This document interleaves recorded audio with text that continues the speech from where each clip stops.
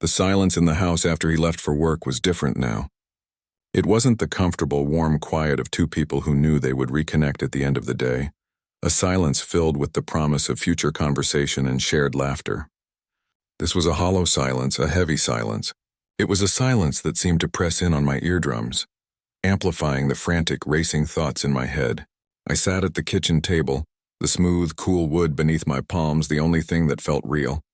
In front of me, laid out with a terrible, mocking neatness, were the two pieces of paper that had dismantled my universe. The receipt with its elegant, impersonal font listing a diamond bracelet and the hotel invoice, a stark confirmation of a night that should have been mine. For hours, it felt like I just sat there trapped in a loop of my own making. My mind, desperate for any escape hatch, any other explanation, kept trying to rebuild the walls of my reality, the one I had lived in for 7 years. Maybe it was a gift for his mother? But the date was wrong, and his mother preferred classic pearls, not flashy tennis bracelets. A client? The thought was absurd. The intimacy of jewelry, the cost, it was completely inappropriate. And then the hotel. A business meeting doesn't require a room for two. Each rationalization I painstakingly constructed would stand for a moment. A fragile sandcastle before the cold wave of truth. That Saturday. His late night, his tired eyes would come crashing down, washing it all away, leaving nothing but the ugly, undeniable facts. I could feel it, a physical sensation, as if the trust between us was a tangible thing, a fine, priceless piece of china that had been my most cherished possession, and now a hairline crack had appeared on its surface. I knew with a sickening certainty that the crack was there, and that once you see it, you can never unsee it. It would always be flawed. It would always be weak. The perfect surface was gone forever. The sound of his key in the lock that evening sent a jolt of pure animal fear through me. I hurriedly scooped up the papers, my hands trembling, and shoved them into a kitchen drawer behind the neat stacks of tea towels. I was standing at the sink, pretending to wash a single glass when he walked in. "Hey, you," he said, his voice warm and familiar.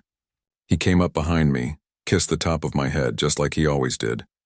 His lips on my hair felt like a brand, a lie. I forced my shoulders to relax, forced a softness into my posture I did not feel. "Rough day?" I asked, my voice sounding strangely normal, as if it were coming from someone else. He sighed, dropping his briefcase by the door and loosening his tie. "You have no idea. Henderson is being a nightmare about the waterfront project. Changed his mind for the 3rd time this week. I thought we'd never get out of that meeting." He went to the fridge, pulled out a beer, and leaned against the counter, taking a long swallow. He talked about his difficult client, about the traffic on the way home, about a funny email from his brother. It was a perfect performance of a normal husband having a normal day. He was Mark, my Mark. But I was watching him now through a new, terrible lens. I studied the lines of his face, the way his hand gestured with the beer bottle, the cadence of his speech. Was there a slight hesitation before he answered my question about what time the meeting ended? Had he always put his phone face down on the counter like that? Or was that a new, secretive habit? Every gesture, every word was now a potential clue, a piece of evidence in the trial I was conducting in my own mind. The seed of doubt had been planted, and it had sent out poisonous, twisting roots that were now choking everything in their path. The comfortable domestic scene felt like a stage play, and I was the only one in the audience who knew the script was a fraud. I couldn't live like this. The not knowing was a special kind of torture. It was a limbo, a purgatory between the life I had and the truth I feared. I knew what I had to do. I knew it was a violation, a crossing of a line from which there was no return. But what happens when the other person has already burned the bridge of trust? You're not the one breaking the rules. You're just trying to find your way across the wreckage they left behind. The next morning, after he'd left for the shower, the sound of the water a steady drumbeat against the tile, I stood in front of his laptop on the kitchen table. My heart was a wild, trapped bird hammering against the cage of my ribs. I felt lightheaded, my palms slick with sweat. I knew his password. It was our wedding date. The irony was a sharp, cold knife in my gut. I typed in the numbers, my fingers clumsy and shaking. The screen glowed to life, revealing his desktop. A picture of us from a hiking trip last summer, both of us smiling, sun-kissed and happy. The sight of it was a physical blow. I opened his email, my eyes scanning quickly, desperately. Work emails, newsletters from architecture magazines, a receipt for a pizza delivery. Nothing. My breath hitched. Was I wrong? Was I just a paranoid, jealous wife? And then I saw it. A folder tucked away near the bottom labeled Personal Projects. My cursor hovered over it. This was it. The point of no return. I clicked. Inside was a single PDF file. An invoice. From the Grand Majestic Hotel, dated that same Saturday. A room for one night. Paid for with his credit card. The details were all there in black and white. The room was under his name. And the checkout was for 2 people. The world tilted. The air left my lungs in a silent, painful rush. The sounds of the house, the hum of the refrigerator, the distant spray of the shower, faded into a dull roar in my ears. I stared at the screen, at the words that made it real. It was real. It wasn't a misunderstanding. It wasn't a coincidence. My husband, the love of my life, the man whose side I had slept next to for 7 years, was having an affair. The pain was immediate and searing, a white-hot agony that started in my chest and radiated outwards, making my fingers and toes tingle with a cold numbness. I thought I might be sick. I gripped the edge of the table, my knuckles turning white, waiting for the wave of nausea to pass. But then, as I stared at the cold, impersonal text on the screen, something else began to rise up through the blinding pain. It was a cold, terrifyingly calm feeling. It was clarity. This was no longer about my broken heart. This was about the truth, and I was going to find all of it. Every last ugly piece. I couldn't breathe in that house. The walls, once a source of comfort, now felt like they were closing in on me. Each room a monument to a lie. The bed we shared, the couch where we watched movies, the kitchen where we cooked together, it was all tainted. I needed to talk to someone, to scream it into the universe, to have someone tell me I wasn't going insane. But who? Our mutual friends? They adored Mark. He was the life of the party, the successful, charismatic one. They would never believe it, or worse, they would think I was being hysterical. My family. The shame was a hot, thick wave that washed over me at the thought. How could I tell them the perfect life I'd curated? The marriage they all admired was a hollow, rotten shell. There was only one person. My older sister, Chloe. She was my polar opposite.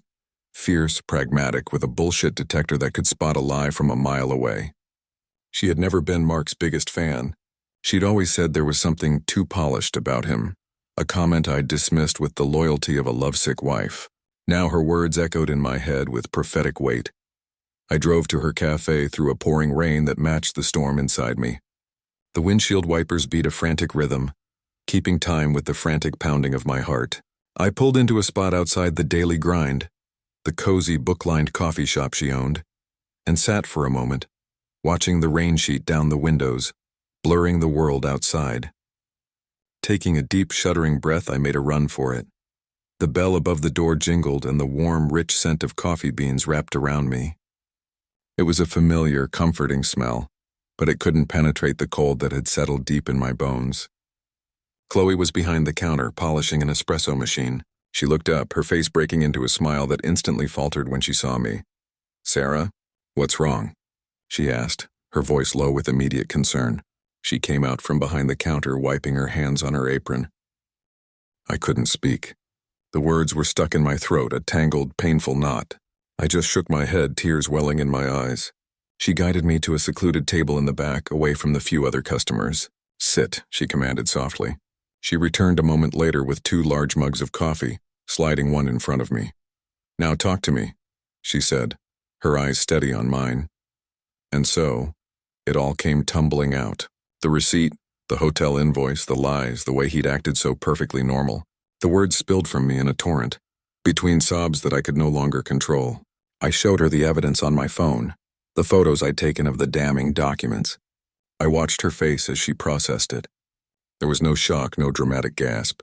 Her expression shifted from concern to a grim, hard understanding. Her jaw set and her eyes, the same shade of hazel as mine, turned to chips of flint. When I finally finished, emotionally spent and hollowed out, I looked at her, waiting for the platitudes. The "maybe there's an explanation," the "you need to talk to him." She reached across the table, her hand covering my cold, shaking ones. Her grip was firm, solid. "Okay, Sarah, okay," she said, her voice low and steady, devoid of panic. "You're not crazy, and you're not alone." She squeezed my hands. "We are going to get through this.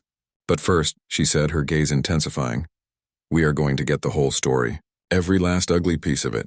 In that moment, Chloe ceased to be just my sister. She became my rock, my strategist, my partner in the war I never asked for. She was the calm to my storm, the logic to my shattered emotion. She made a plan right there at that small wooden table. We need to be smart, Sarah. We need proof. Solid, undeniable proof. Before you confront him, you need to know what you're dealing with, she said, her voice all business. She was right. Anger, tears, confrontation, that was a luxury I couldn't afford. Not yet. Right now I needed the cold, hard precision of a surgeon. I had to operate on my own life, to cut out the cancer of his lies, and to do that I needed to see the full extent of the disease. Our first move? Chloe said, pulling out her own laptop. We need to know who she is. Chloe, a digital marketing whiz, had skills I could only dream of. She helped me set up a secure encrypted cloud folder, a digital war room. Every piece of evidence, every screenshot, every note would go there. It was our command center. The mission, as she put it, was clear. Identify the target. The target being the woman who was wearing my diamond bracelet. The search began. We started with the obvious, social media. We became digital ghosts. Combing through every photo Mark was tagged in on every platform, every like, every comment from a woman in the last 6 months. It was a needle in a haystack, a dizzying, depressing parade of his professional and social life where I saw nothing but his charming public face. The sheer volume of it was overwhelming. But then Chloe had a brilliant idea. His work calendar, she said, her fingers flying across her keyboard. He synced it to your home server, remember? For those times you needed to check his schedule for dinners, we pulled it up. And there it was, in stark digital clarity. On the dates of the hotel stay and the jewelry purchase, his calendar was clear. No late meetings, no client dinners. It was blank, a void where his alibi was supposed to be. But more importantly, on the day of the hotel stay, there was an entry from weeks before simply titled, Lunch, Elena. The name meant nothing to me. I'd never heard him mention an Elena. A cold dread, different from the initial shock, began to creep up my spine. A quick, targeted search on his social media, cross-referencing with his firm's employee directory, and we found her, Elena Petrova, a new junior architect at his firm. Her profile picture loaded on the screen. She was young, probably in her mid-20s, with long dark hair and a bright, dazzling smile. She was beautiful. My blood ran cold. It was her. I knew it in my bones. The pieces started snapping into place with a sickening finality. The late nights that had stretched longer and longer. The working weekends that had become more frequent. The new, sudden interest in his appearance. Buying new cologne, paying more attention to his gym routine. It all led back to her. This discovery was a fresh wave of pain, but it was different this time. It was a clean, sharp pain. The pain of certainty. The mystery of who was solved. But the how and why and the sheer sprawling scale of the betrayal. That was a deeper, darker ocean we had only just begun to sail into. I remember looking at her picture, at this woman with the bright smile who was systematically destroying my life, and I felt a strange, detached pity for her. Did she know he was married? Did she care? Or was she just another victim in Mark's web of lies, believing his smooth talk and promises? But that question, that flicker of empathy, was a luxury I couldn't afford. Not when I was the one drowning. With Elena's identity confirmed, the floodgates opened. Chloe helped me dig deeper, and we turned our attention to our finances. We logged into our joint bank account, the one we used for household expenses and savings. It all looked normal at first glance, but Chloe, with her sharp analytical eye, noticed small recurring transfers to another account, an account under Mark's name only, one I never knew existed. The statements were paperless, the alerts turned off. He had been siphoning money from our joint account for over a year. Small amounts at first, a few hundred here and there, then larger sums, thousands of dollars. Money for the bracelet, money for the hotels, money for dinners, for gifts, for a life he was living parallel to ours. This wasn't just a fling. This was a double life. He wasn't just cheating on me. He was financially betraying me. Stealing from our future, from the family we planned to have, to fund his secret world. The man I loved was a stranger, a calculating, duplicitous stranger who had looked me in the eye every single day and lied. The pain was now a raging fire in my chest, but I didn't try to extinguish it. I let it burn. I let it fuel me, because I was done crying. I was done being the victim. It was time to become something else. Something he would never see coming. I couldn't just expose him. That would be too easy, too messy. He would spin a story, blame my neglect, my focus on my pottery, my anything. He would paint me as the hysterical wife, and he might even walk away with half of everything we built, financed in part by the money he had stolen. No. He had built his secret life in the shadows. I would dismantle it there. I wouldn't confront him with tears and screams. I would confront him with the cold, hard, inescapable consequences of his own actions. I would make his cheating cost him everything, and I would have a front row seat. My revenge would not be loud or violent. It would be quiet, precise, and utterly devastating. It would be a lesson in cause and effect. He broke our vows. I would break his perfect world, piece by piece, and I knew exactly where to start. Mark's firm, Sterling Designs, was old school. They valued family, integrity, reputation above all else. Their founder, Mr. Sterling, was a man in his 70s, a patriarch who often spoke at company galas about the importance of trust and character. Mark was being groomed for a senior partner position. It was his pride, his entire identity. It was the one thing he loved almost as much as he loved himself, so it became the first target. I became the perfect corporate wife again, but this time it was a conscious, calculated act. I attended his company's annual charity gala a week later. I wore a stunning crimson-red dress, a color of power and confidence. I held his arm, smiled, and laughed with his colleagues, a vision of wifely support. Inside, I was an ice sculpture, every movement, every word carefully choreographed. I made a point of seeking out Mr. Sterling, who held court in a corner, a glass of whiskey in his hand. "Mr. Sterling, it's so wonderful to see you," I said, my voice warm and sincere, leaning in to kiss his cheek. "My dear, you look radiant," he boomed, his eyes crinkling.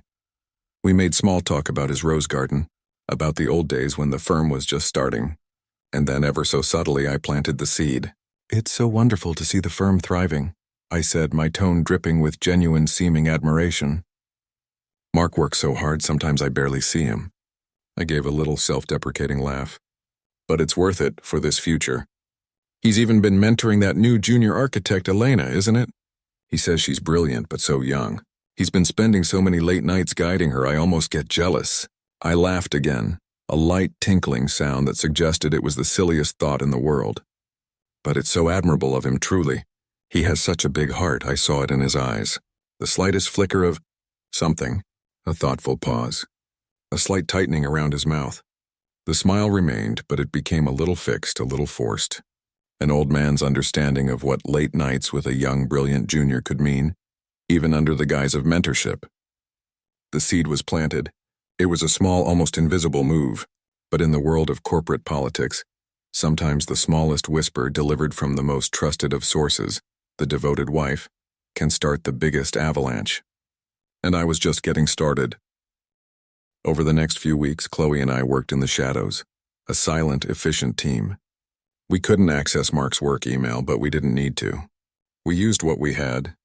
We crafted an anonymous email to the HR department from a concerned colleague, suggesting they might want to take a closer look at the expense reports for certain dates that matched his secret hotel stays.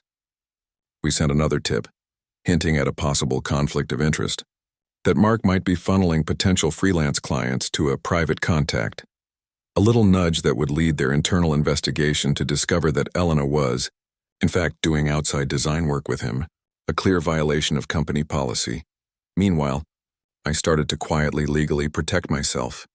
I met with a lawyer, the best divorce attorney in the city, a formidable woman named Brenda Shaw. In her sleek, quiet office, I laid out my entire story, presenting her with the timeline, the receipts, the bank statements, the evidence of Elena. She listened, her expression neutral, until I was finished. She leaned back in her chair. "I'm impressed," she said, her voice calm, "and horrified. This is one of the most clear-cut cases of dissipation of marital assets and misconduct I've seen. You've done the hard part already." She then advised me on how to slowly, without raising suspicion, move a portion of our remaining joint funds into a new, secure account under my name only. It wasn't stealing. It was securing what was rightfully mine, what he had already tried to take. It was a moat around the castle I was about to defend. I also started to change visibly. I enrolled in a yoga class. I reconnected with old friends I'd neglected. I poured my energy into my pottery, finally launching the small online business I'd always dreamed of, creating beautiful, unique vases and bowls that started to actually sell.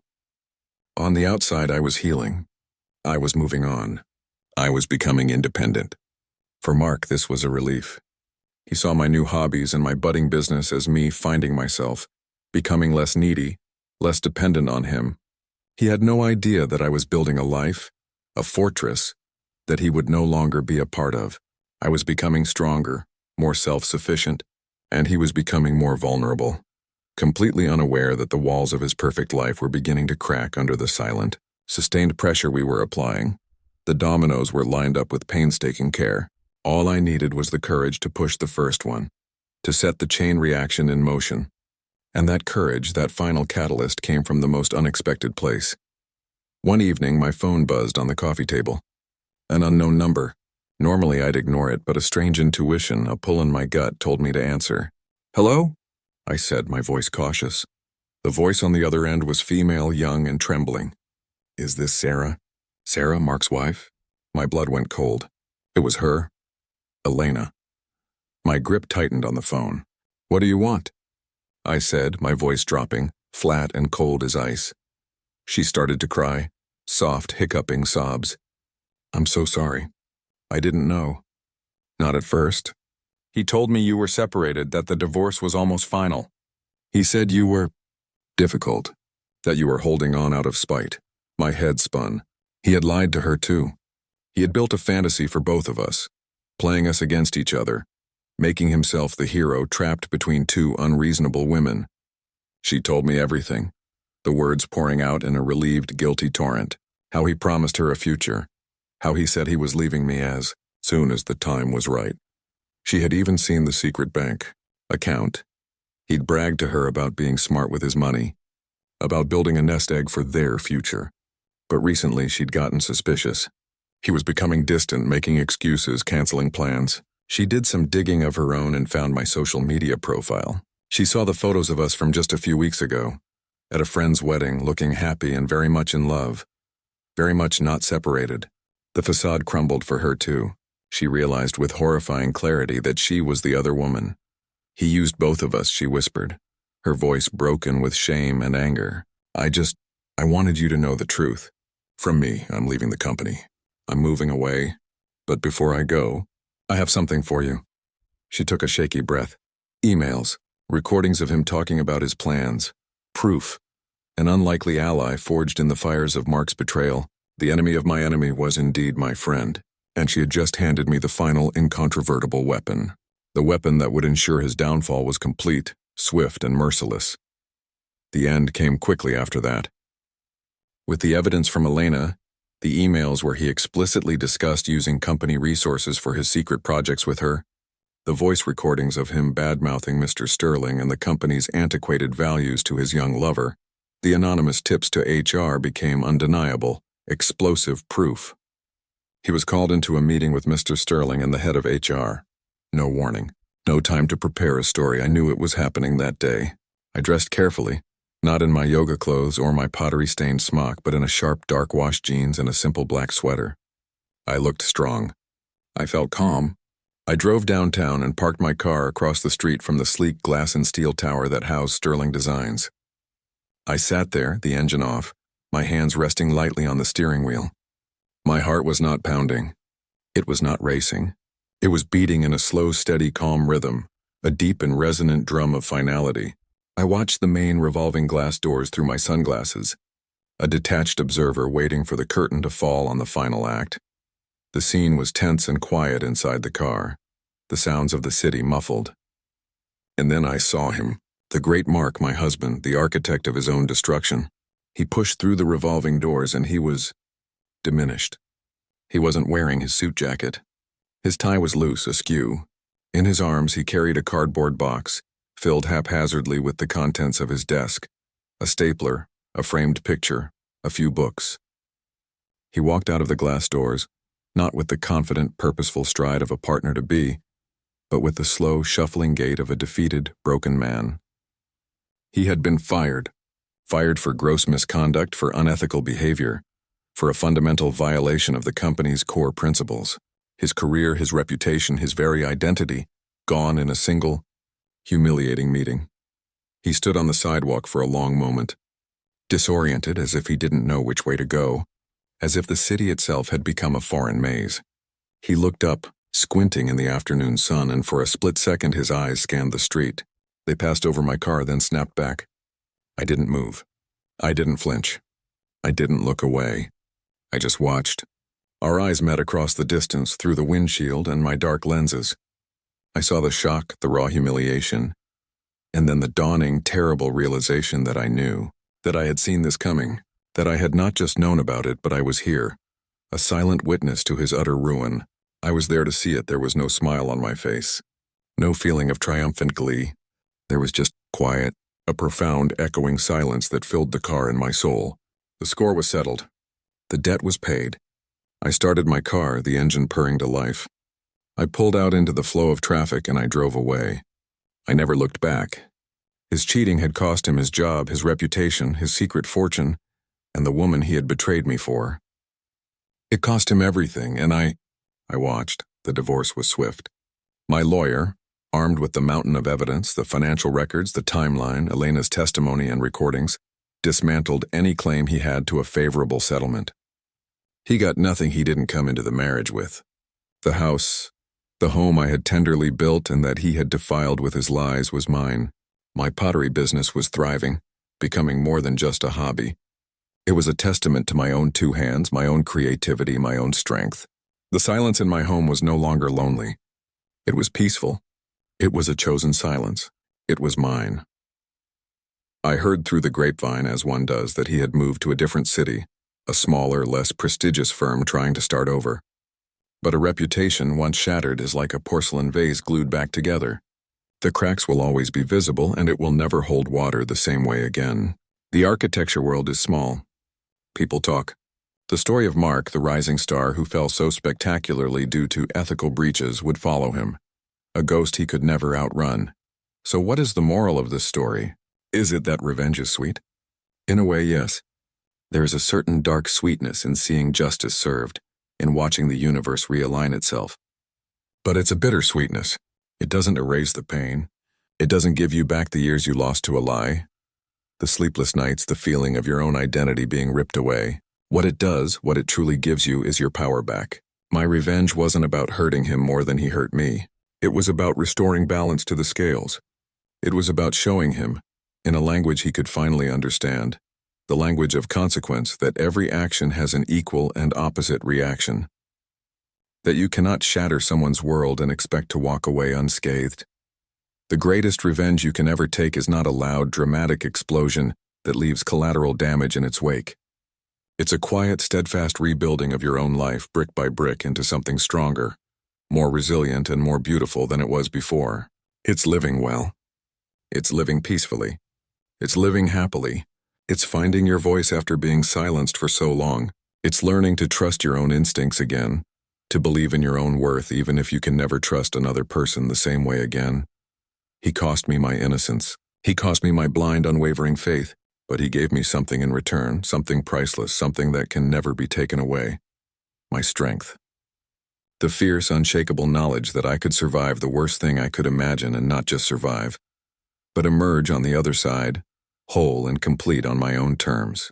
And in the end, while his cheating cost him everything he held dear, watching him lose it all, witnessing the consequences of his choices with my own eyes, gave me the one thing I needed to truly, finally, be free.